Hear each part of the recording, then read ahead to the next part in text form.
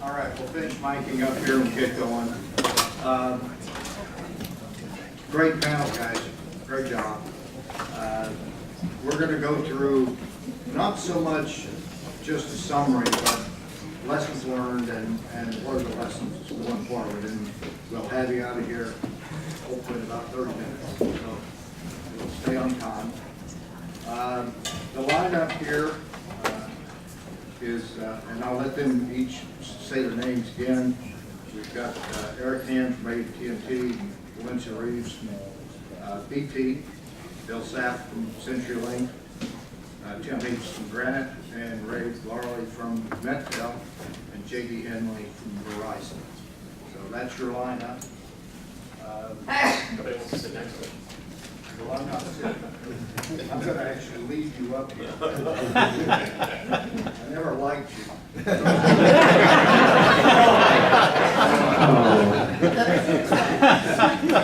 There'll never be a wise ass with another wise ass. Bill, that was only directed at you, just to be clear. Why don't we go down the line quickly, let you give your own version of who you are. Bill, I'm going to let you start since you and I have been the wise guy here. No problem. Good afternoon. My name is Bill Sapp, so I run the strategic business development for CenturyLink, and I'm delighted to be here today. And there was a lot of talk about stocks this morning, and apparently I found that I was voted having the best coordinated stocks today. So Everybody's got to be somebody.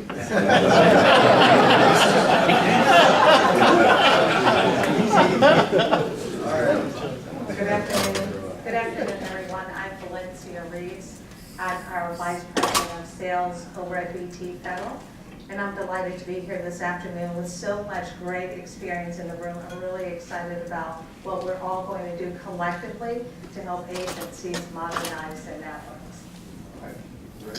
Hi, I'm Ray Varley with Mettel. I'm in the federal group. I'm the vice president overseeing our systems integrator and federal partner relationships. And I just want to say kudos to ACT-IAC, another great event, and Tom and team pulled this together.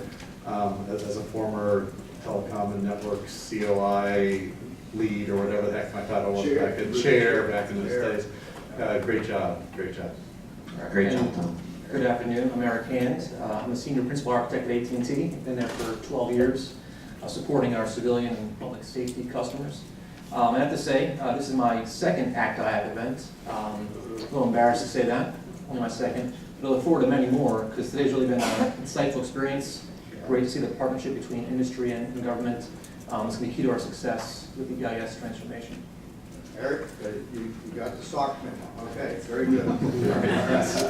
I'm Tim Heaps. I'm with Granite Telecommunications. I'm the general manager of our government business. And I'd like to just pile on and thank the ACT-IAC folks for putting this together. I think it's a very helpful as we do this transition from networks to EIS and the broader conversation to get this group together and have this conversation. So thank you. Thank you, Tim. And I'm J.D. Henley, Verizon. I'm Associate Director, have a good portion of civilian business. I work with the network and technology team very closely for ACT-IAC, and I'm happy to be here and happy to be supporting our federal government customers. Very good. Now, you've had essentially 4 sessions as you go through this. You started with the keynote this morning with Laura, then you got into the zero trust architecture issues, then we just had the transformation part of this. So as you go through it, think about what we've heard today. I'm not so much interested in repeating it, and I'm talking some about what we learned today. What do we take forward? In the end, we're going to have to figure out how to make all this work. These transitions are not easy things. They never have been. It's the kind of thing you start out, you're relatively full of vinegar or whatever, and you have a lot of enthusiasm, and these system changes are very draining. They're tough to do. So there's a lot there to be said. So kind of go through how you see the lessons today. What did you take out of it and that you'll carry back and think about? And I'll start on this time, J.D. Thank you. I'm taking back the fact that it's important for government to protect the mission, but to transform. And there's some challenges with the budget issues that are related to that, but it's incumbent upon industry to understand that, to provide the necessary assessments that are needed for them to make the most intelligent decision to move forward, whether it's like for like, or if it's like for transformation, or some hybrid thereof. So I think for industry, our job is to continue to be the best advisors we can for the government, bringing the best technologies and the best solutions that are available to address their mission concerns. And I think if we do that, and we do that with the mission concerns that we all have over the years, I think it'll play itself out. Okay, okay. Jim, you guys are new in the group. What's your thoughts? I think it's important to keep in mind that, and we had a lot of conversations about important technologies, important solutions, but to keep in mind that modernization is not just about technology advancement. It's also about new business practices and new, basically introducing additional competition to this environment, and some things that were said earlier really brought that to the fore for me. Laura mentioned the breakup of the Baby Bells. I mean, as we all know, the three networks incumbents are the Baby Bells that are broken up, and so we're at 20 years past that breakup, and the commercial world has made a lot of progress. I mean, it's not done, but they've made a lot of progress in introducing competition, and introducing that competition enables lower prices, better value, increased technology modernization, so it's faster. Just general better value. And so I think that at this pivotal time, right at the beginning, when we're moving from a networks world to an EIS world, just encourage the broader community to keep doing everything we can to make sure that that competition is realizable. Whether we're talking about logical groupings of services to encourage more competition, or sort of subtle nuances here at the early stages that are going to be completely forgotten by the time we talk about a 15-year best value situation. So that's what I heard, and I heard that from several of the government folks, but not so directly. Okay. Modernization to me is more than just technology advancement. It's creating a structure where that competition is driving the customer service improvements, and that's better value, et cetera. And I commend GSA that they put together an EIS that has 9 competitors on it. And I commend GSA for the way they're working with us to help us get to the point where we are going to be able to be driving that competitive spirit. But this is a very pivotal time here at the beginning, and I just encourage all of us to recognize the value of that competition and make sure that things are structured in such a way as to encourage it. Okay, and then it's obviously that, it's the fact that it has to be uber reliable as well. Eric, you're one of the players in this that's from the very first round of this in FTS 2000. What's your take on where we're headed? Yeah, thanks, Bob. So my take, playing a role in the transition from FTS 2000 to networks and onboarding our networks customers, is that this transformation is not easy. It's a significant challenge. And as Sean Fraser put it earlier today with a nice analogy, it's not cake and ice cream. That was specific to ZTN, but these transformations are not cake and ice cream. And we need to work together as service providers, as government customers to get you to that 15-year end state. Help identify that vision for where you want to be in 15 years and deliver that as a team. One key thing that occurred back in December of 2018 was the release of that TIC 3.0 draft guidance. And I think that really opens the door for a lot of transformation from your existing networks, wide area networks, to the EIS wide area networks. And we'll have to work together on use cases to deliver those cutting edge technologies, those new ways to support your applications. So it's going to be a challenge, but your EIS vendors up here on stage, your partners are going to work with you to get there. Okay, right.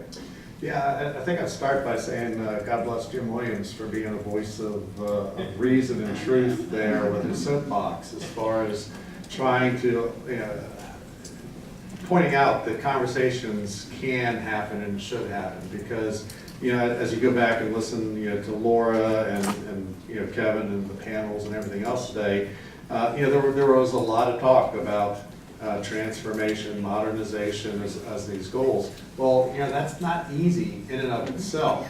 It becomes less easy, sorry, grammar teacher. It becomes less easy when there's a lack of information going back and forth between industry and the government. It's complicated. Make it as easy as possible. Have those conversations. And I think, quite honestly, that may be one reason why, despite a lot of talk about modernization, we're really still seeing like for like come out for a number of reasons. And I'll go on later. It's a rote response, yeah. Yeah. Well, thank you for passing a blessing on to my cousin, Jim. Jim and I got locked in a room for analysis a couple of years ago, and the second day in there, we figured out that his family was doing research on the family, and when it was over, we figured out our 9th great grandmother is the same woman. Catherine Banks, Royal Fishing. Weird. No, but my answer is don't get locked in the room. I personally have not told the family. Valencia? I say this over and over again. It really is about collaboration, and to your point again, engagement early and often, frequent, as opportunities are being shared, so that those of us who innovate can actually come in and help you achieve your business outcomes. I think the other thing that I heard today reiterated is transition or transformation or modernization, however you want to classify it. It is not a forklift upgrade, not lift and shift. It really should be agile, incremental, so that you can see progress as it's achieved. Interesting. Good. Bill Sapp? Well, ditto for what everyone else has just said, and I think to add on to that, I think I tend to think of myself as having one date in mind when Laura started the conversation earlier today. Maybe many of us did, and that was March 31st, 2023, when the contract would expire. I think what's happened now is we have a series of dates and red lights and green lights, and it kind of gave me a little bit of time to kind of go back and reflect on what she was saying. And if I look at what was said either at breakfast this morning or with Jim Williams or with Alan Hill and with and the conversations about zero trust networking, I think the common theme that we need to be thinking about was it wasn't a specific technology, it's how do we do a customer experience for that specific agency? How do we make their experience better and secure it without decrementing what exactly they're trying to accomplish?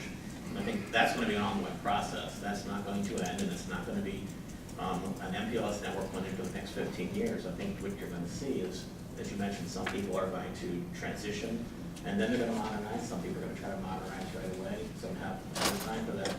And I think you're going to see a variety of those. You're not going to see one size fits all. And that's kind of exciting. Interesting.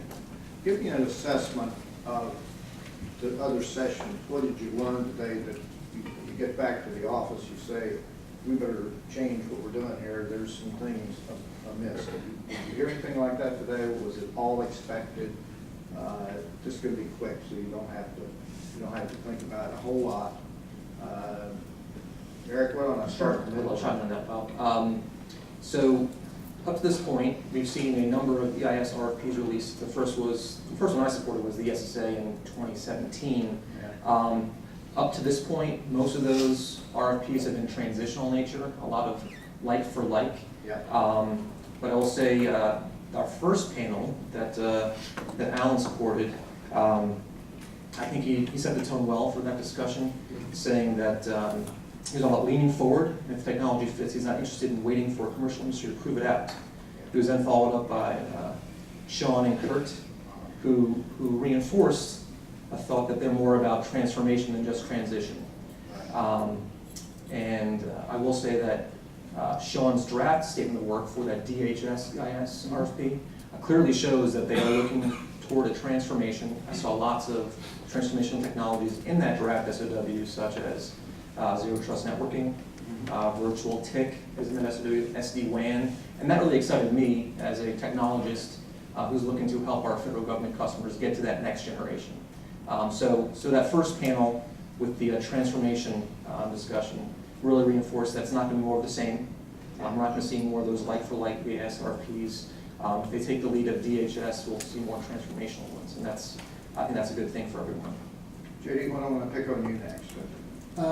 I think I will go back and reinforce the importance of having a totally integrated solution. So we talk about technologies, we talk about the mission, we talk about the need to keep that focus on it.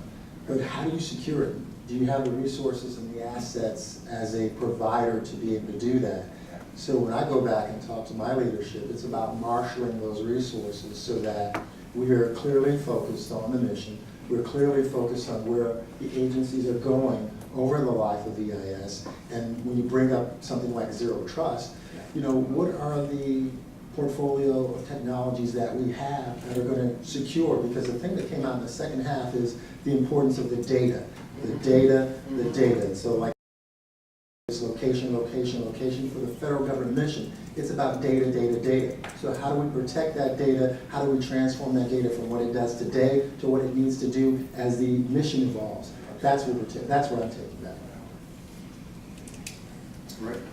Yeah, but I think the one thing, a lot of it, I don't know, was any aha moments necessarily per se to go back, but I think the one thing that kind of stuck out to me was I thought it was fantastic to hear GSA in the form of Kevin Gallo, proactively talking about things like SD-WAN and IoT and some of the things that are really out there, because I do think we're at a stage where government's a little cautious about doing those things. I've made the analogy that I kind of feel like things like SD-WAN right now are sort of where cloud was maybe 5-ish years or so ago, where it's a buzzword and everybody thinks it's cool, but the government's like, nah, I don't know, I'm not going to do it. And now you look 5 years later, and I think somebody else had an analogy earlier about that as well. It's good to have GSA and hear GSA themselves out talking about those sorts of technologies to the customers to get them to hopefully feel comfortable. Okay. I would say, again, not an aha moment, but I was really excited to see the passion when Stephen Hernandez was really advocating Zero Trust as perhaps an alternate solution to address two requirements. And really, again, trying to encourage agencies and industries to come together, perhaps participate in pilots, look at the work that Sanjay Gupta, the SBA, the successful work that they've done, working in partnership with DHS and OMB. So that was probably the biggest takeaway for me. You don't necessarily have to rely on the current solutions that are perimeter-based, perhaps don't necessarily provide you with the best performance. Let's look at some of the use cases under the draft TIC 3.0 policy as well. Bill, while we're down there. I guess the other comment I would probably make would be really around, we talked in a variety of ways about the modernization, but I think that some of the agencies that may be struggling up short term that need to transition quickly, I think my nugget for a lot of the vendors or in the industry here would be, don't discount the fact that they need a direction, they're looking for a direction, they're open for a direction. You should be thinking about that. How do you make their experience better? And let's not complain about why it looks like it is. Let's tell them how, where we can take them. And you tie that back to Kevin Gallo and people that are looking at new technology. Again, they have a different challenge in my opinion because they can look at it. There was a comment earlier about Amazon or whatever being able to stand it up because they've never done it before. Well, Kevin Gallo and those people don't have that chance. I mean, they got 100 years of government, business being done right now, and then they've got OMB and they've got everybody else helping them. So again, you just got to be respectful of all those interdependencies. Yeah. That's the same phenomenon I have when I watch Major League Baseball. I project that I could do it better. I could strike out $10 million a year. I think that it reinforced something that I think we all know, but hearing firsthand from several people right back to back like that reinforces that this customer set is extremely heterogeneous. And they've got different missions, but they've got different approaches to how they want to bring technology and how quickly they want to bring technology to bear. And it's frankly, it's very similar to the commercial companies that I mentioned earlier. And it's going to be very interesting to see just how different some of these fair opportunities are going to be, and how different agencies are going to move at different paces and have different approaches to how technologies are going to be interwoven into helping them achieve their missions better. So that's not an aha moment, but you see them, you hear some people talk right back to back, and it's very apparent. And the way EIS is structured, a couple dozen services, I mean, there's an opportunity to use it in a lot of different ways to achieve missions and bring different approaches to bear. Are there any ahas that you guys have gathered in your I'm sure you're all out marketing to the clients, to the customers themselves. Anything there that's struck you in this first part of this? We've changed a lot. If we look at the 4 generations, if we look at 2000, 2001, networks, now BIS, anything that strikes you in the response coming back in your visits at all that you can share? You don't have to, but I'll just let people volunteer. Any thoughts there so far? I'll call it intelligent data. So, Okay. before we thought, information was just something that people passed around, but now the nature of data itself is transforming. I think what we're going to see over the life of this EIS contract is the fact that the way we view data, the way data will actually become alive. And we're starting to see that, what it does for the mission, what it does for the constituents, what it does for the employees of the agencies.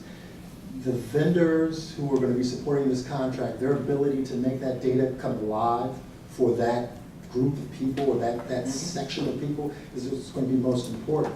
And how to get there agilely is going to be important of developing proofs of concept so folks can prove out these modernization tools. So you're going to want to work in that way. You're going to want to say, how do you make my data do more for my people, for the mission, and for the U.S. citizens? Interesting.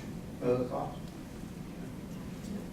Kind of to continue off of what JD was saying about the data, one of the themes I heard earlier was that to make these transformations, the agencies need a value proposition to get there. They need funding, and in many cases, these new technologies provide a lot more data, a lot more granular visibility of their security, of their network stance and posture.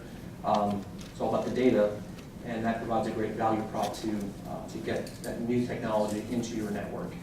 With Zero Trust Networking, as an example, those vendors that provide a Zero Trust Network architecture are going to feed that data into your SOC, into your decision makers' reports, and that could be the value prop that they need. All right. Other thoughts? Bill? Just the other observation I was going to make was every time I come to one of these, I feel like I learned, to your point, you learn something, or you learn something new about someone. And so, Jeff, for an example, I mean, he's got, in my parlance, he has a time division multiplexing, issue that I think about from time to time because of some of the technology. So it's kind of fun to see him here talking about so many different things and new technologies, and that he's thinking about the futures. And I think that's indicative of a lot of the agencies. And it just makes me feel good that I'm going to be thinking about that with them and working towards that, if that makes sense. Very good. Other thoughts? Okay. Look at how much has changed. I want you to go back, at least think a little bit about these 4 generations of contracts and methods of managing our networks. Lots changed. I mean, the original one was mostly voice. Very little data. In fact, most of the data networks were lying outside of FTS 2000. What do you think the next version of that is? The snapshot 10 years from now. How does that look? What changes so much? What's your prediction there?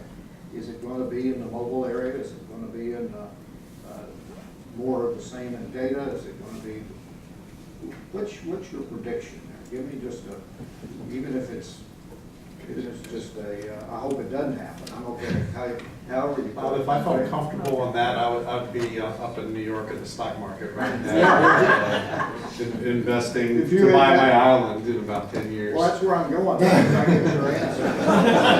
But I mean, I think but it's a really important, I think it's a great question relative to something like EIS, because I think it was Laura talked about. I mean, this is 15 years out, and just the rate of acceleration of change. I mean, there's things today that we're talking about, zero trust networking, SD-WAN, some of these things, you go back just a few years ago, nobody, had really heard of some of these things, and now they're becoming, there's conferences where there's some of the talking points. So, it's hard to say, but I think the good part is that EIS is structured in such a way that it will allow for this over Okay. time. I think my perspective, and I wasn't too much around or too involved from the FTS perspective, certainly from networks, but is that, I believe that GSA has actually done a really good job.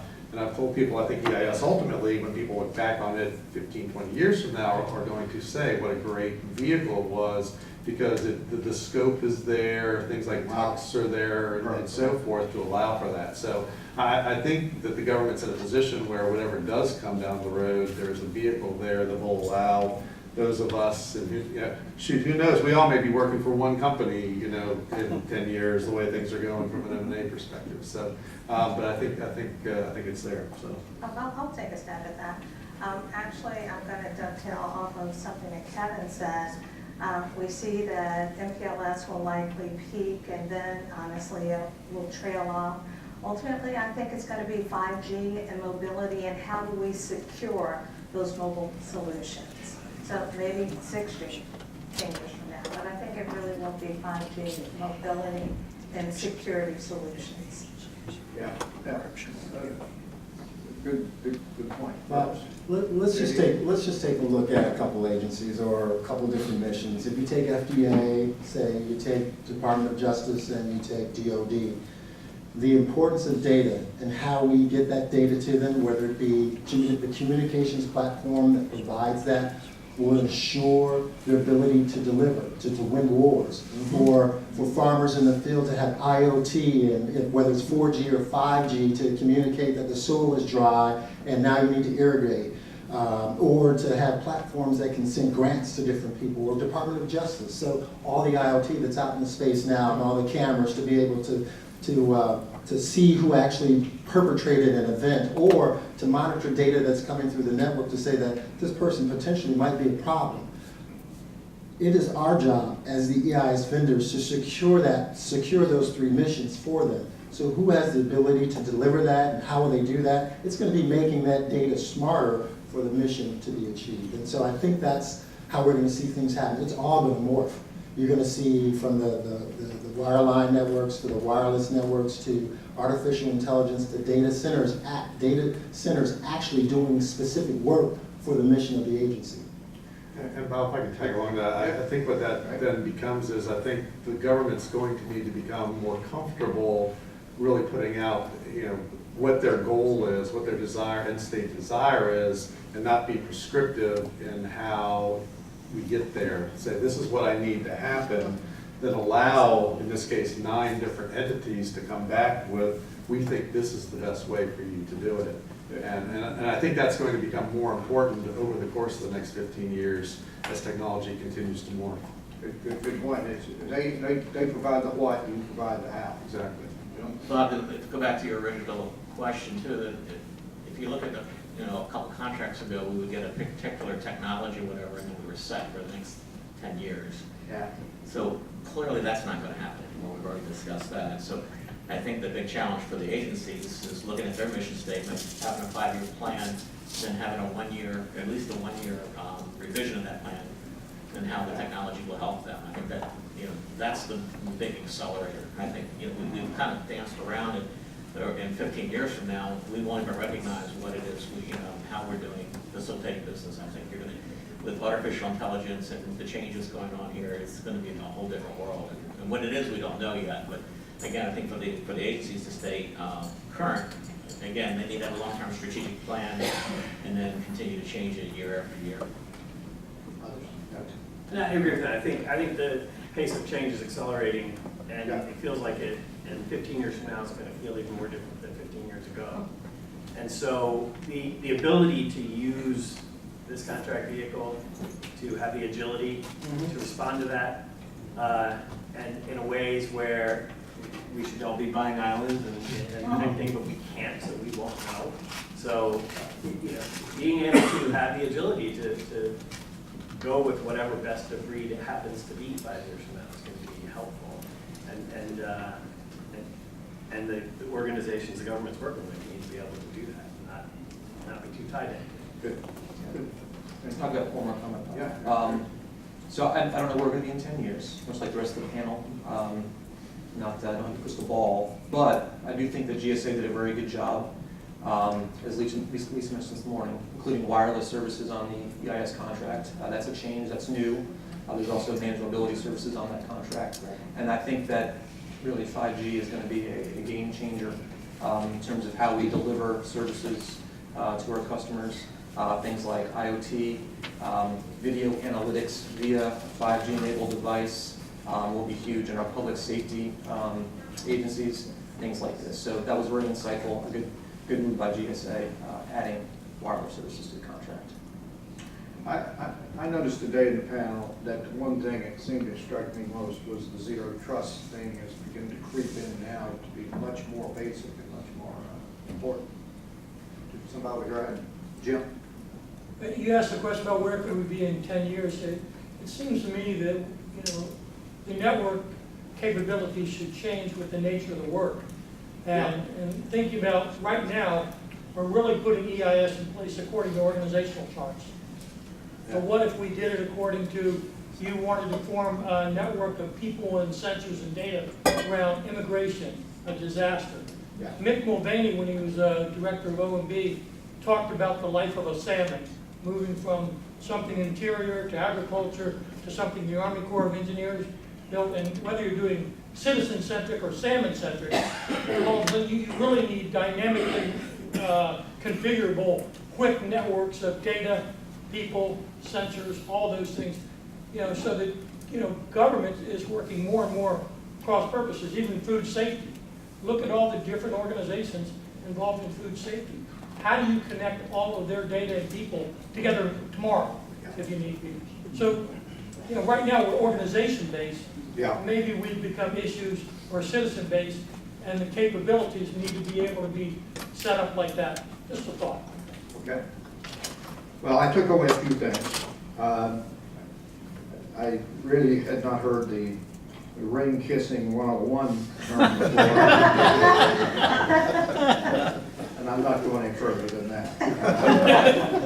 I also like what I saw in terms of focus on missions. I think that the fact we're still staying with that is important.